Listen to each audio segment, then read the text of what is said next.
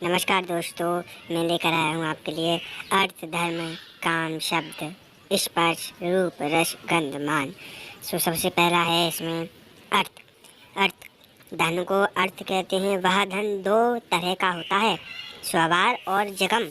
सोना, चांदी, रुपये, जमीन, जायदाद, मकान आदि स्वथावर है और गाय, भैंस, भेड़, ऊँट, बकरी आदि जगम है। अब देखिए धर्म, सकाम अथवा निष्काम भाव से जो यज्ञ, तप, दान, व्रत, तीर्थ आदि किए जाते हैं उनको धर्म कहते हैं।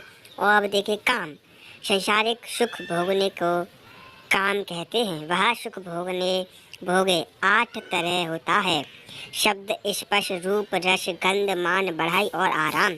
शब्द शब्द 2 तरह का होता है, वर्णात्मक और धनात्मक। धनात्मक व्याकरण, कोश, साहित्यिक, उपन्यास, कल्प, कहानी आदि वर्णात्मक शब्द हैं। खाल, तार और फेंकने, 3 बजे और तला का आधा बाज, ये 3.5 प्रकार के बाजे धनवात्मक शब्द को प्रकट करने वाले हैं। इन वर्णात्मक और धनवात्मक शब्दों को सुनने से जो सुख मिलता है वह शब्द का सुख है।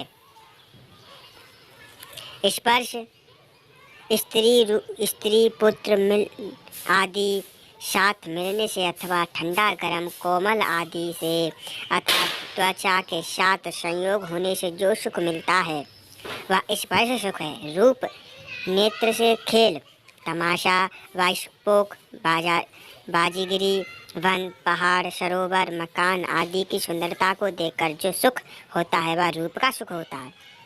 अब है रस, मधुर, मीठा, अम्ल, खट्टा, लवण, नमकीन, कटु, कड़वा, तीखा और कषवा, कौशला। इन 6 रसों को चखने से जो सुख मिलता है वह रस का सुख होता है।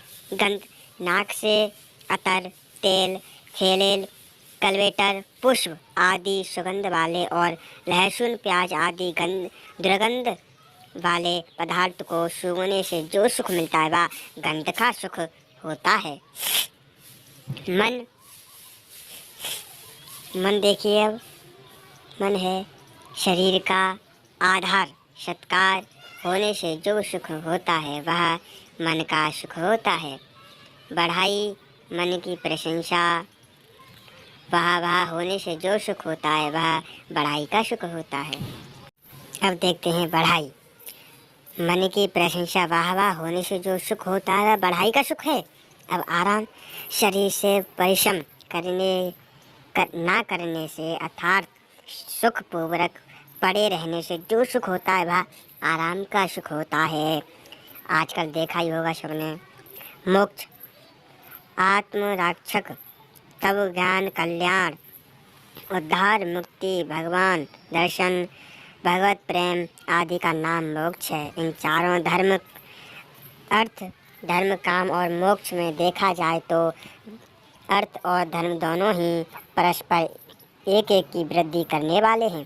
अर्थात धर्म से कर्म की और धर्म से अर्थ की वृद्धि होती है, परंतु धर्म का पालन कामना पूर्ति के लिए किया जाए तो वह धर्म भी कामना पूर्ति के नष्ट हो जाएगा और अर्थात मन की पूर्ति लगाई जाए तो। अब देखिए कर्म के भेद। कर्म के शुभ, पुण्य और अशुभ पाप। अशुभ कर्म का फल सुखदायी परिस्थिति प्राप्त होना है और अशुभ कर्म का फल दुखदायी परिस्थिति प्राप्त होना है। कर्म बाहर से किए जाते हैं, इस वास्ते उन कर्मों का फल भी बाहर की परिस्थिति के रूप में ही प्राप्त होता है, परंतु उन परिस्थितियों से जो सुख दुख होता है वे भीतर होते हैं। इस वास्ते उन परिस्थितियों में सुखी तथा दुखी होना शुभ कर्मों का अर्थात प्रबंधक का फल नहीं है, परंतु अपनी मुख्यता का फल है। अगर वह मुख्यता चली जा भगवान पर अथवा प्रबंध पर विश्वास हो जाए तो दुखदाई से दुखदाई परिस्थिति अपने पर भी चित्त में प्रसन्न होगी, हर्ष होगा। कारण कि दुखदाई परिस्थिति में पाप कटते हैं।